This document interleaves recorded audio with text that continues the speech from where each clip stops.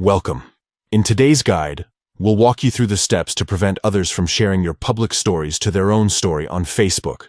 This is a quick and easy adjustment to your privacy settings, so let's get started. First, open the Facebook app on your smartphone. Once you're in, head to the top right corner of the screen and tap on the three horizontal lines. This will open the main menu.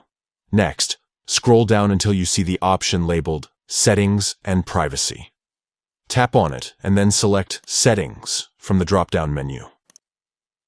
This will take you to a page where you can customize various aspects of your Facebook account.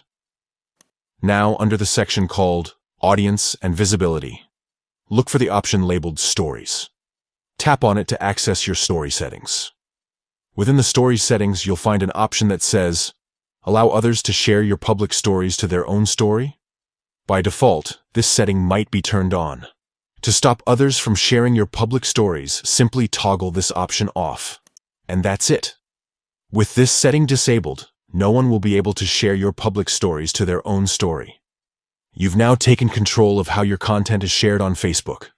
If you found this guide helpful, don't forget to explore other privacy settings within the app to further customize your experience. Thank you for tuning in, and we'll see you next time.